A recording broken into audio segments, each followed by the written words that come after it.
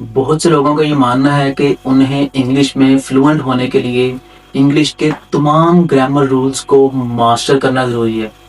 उन्हें सबसे पहले तमाम ग्रामर के टेंसेस को सीखना पड़ेगा और फिर ही उन्हें इंग्लिश स्पीकिंग को स्टार्ट करना होगा और यही उनकी सबसे बड़ी मिथ है। मुद्दस्सिर अली आपसे मुखातिब है और आप देख रहे हैं इंग्लिश की 15 मिथ्स की सीरीज़। और आज हम इंग्लिश की फोर्थ मिथ के बारे में बात करने जा रहे हैं, जो है कि इंग्लिश के ग्रामर रूल्स को मास्टर करना इंग्लिश स्पीकिंग को स्टार्ट करने के लिए बहुत ज़रूरी है। तो आइए इसको ब्रेक डाउन करते हैं। सबसे पहले आप ये सोचिए कि क्या इंग्लिश के तमाम रूल्स को सीखना ज़रूरी है हमारे लिए। ये कुछ हद तक तो ज़रूरी हो सकता है, लेकिन इसको पार्ट एंड पार्सल बना लेना, इसको अपनी इंग्लिश स्पीकिंग की फाउंडेशन बना लेना, यही हमारी सबसे बड़ी गलती है। क्योंकि हम करते क्या, हम सबसे पहले जब भी इंग्लिश स्पीकिंग को सीखना शुरू करते हैं, हम सबसे पहले उसके तमाम ग्रामर के रूल्स को सीखना स्टार्ट कर देते हैं।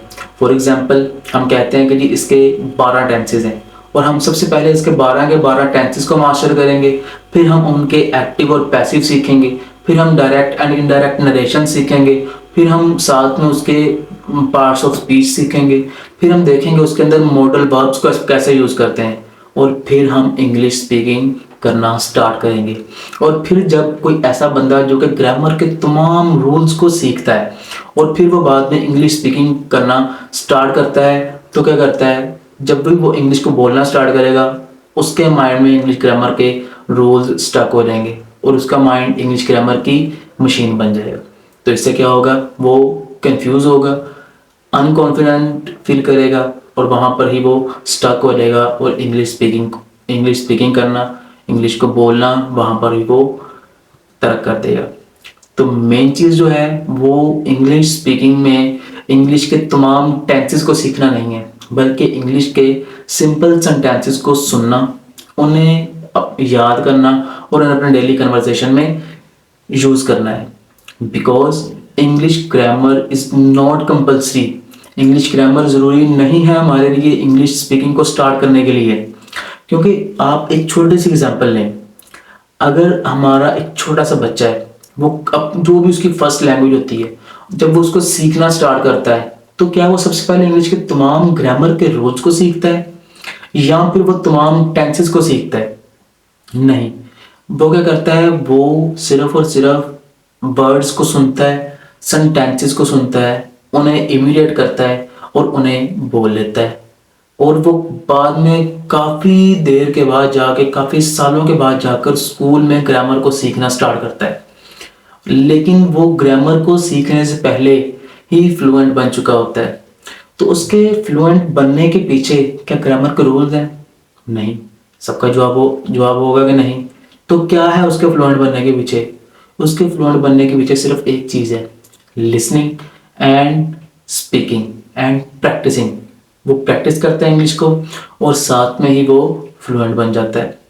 तो जो मेन चीज़ है वो है लिसनिंग।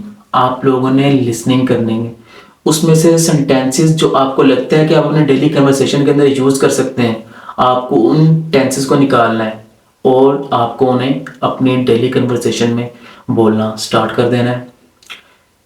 यही जो है हमारा सबसे बड़ा गोल होना चाहिए कि हमने इंग्लिश स्पीकिंग में इंग्लिश के टेंसेस यूज़ नहीं करने, हमने उसके अंदर पूरी की पूरी जो ग्रामर हम सीख रहे हैं हमने वो यूज़ नहीं करनी। ये तमाम चीज़ें जो हैं ये कहीं ना कहीं यूज़ लाजमी होती हैं। फॉर एग्जांपल अगर हम कहते हैं कि जी हमने इंग्लिश राइटिंग को बेहतर करना है, राइटिंग और स्पीकिंग ये दोनों डिफरेंट चीज़ें हैं।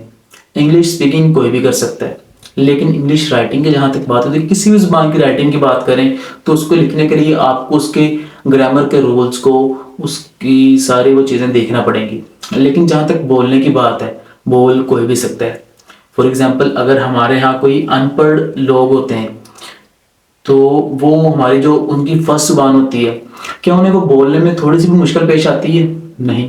अगर वो पंजाबी स्पीकिंग है तो वो पंजाबी को फ्लुएंटली बोल लेते हैं, अगर वो उर्दू स्पीकिंग है तो वो उर्दू को फ्लुएंटली बोल लेते हैं। इन द सेम वे अगर वो किसी यूरोपियन कंट्री में है, अगर वो किसी इंग्लिश कंट्री में है, तो क्या अगर कोई वहाँ पर इलिटरेट इंसान है, अनपढ़ इंसान है, कम पढ़ा लिखा है, तो क्या वो इंग्लिश को नहीं बोल रहा होगा? क्या कूड़ा फेंकने वाले वहां पर इंग्लिश नहीं बोल रहे होंगे?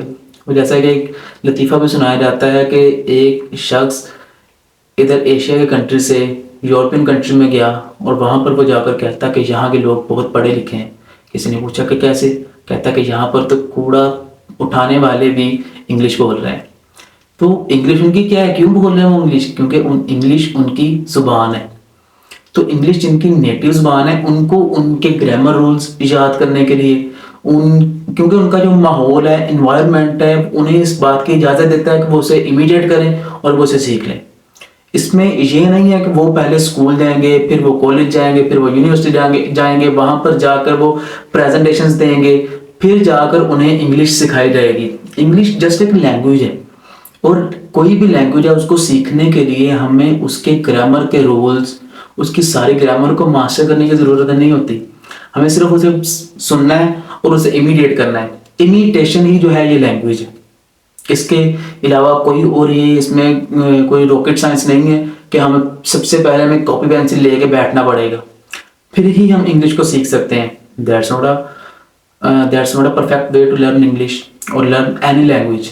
तो आपने कोई भी लैंग्वेज सीखनी है तो उसके लिए मेन जो चीज़ है वो है उसके कॉमनली यूज होने वाले सेंटेंसेस।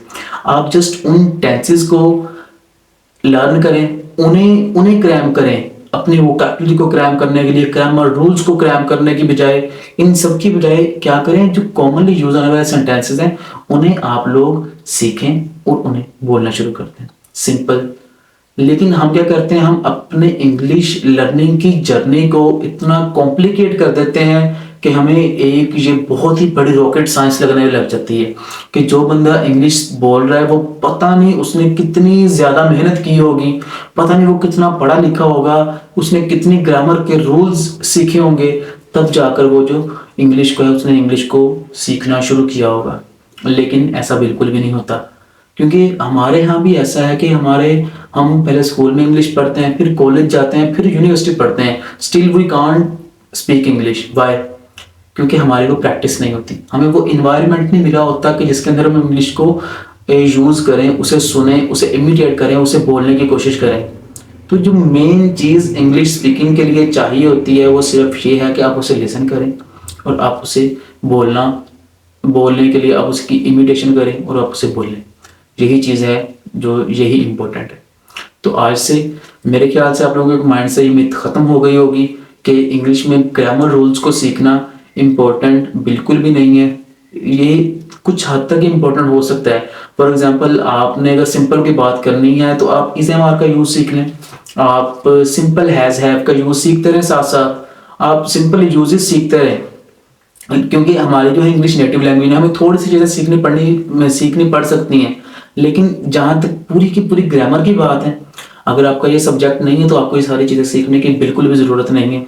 आपको सिर्फ कॉमनली यूज होने वाले सेंटेंसेस सीखने हैं, कॉमन सेंटेंसेस सीखने हैं और उन्हें अपनी लैंग्वेज के अंदर इस्तेमाल करना है। And that's all.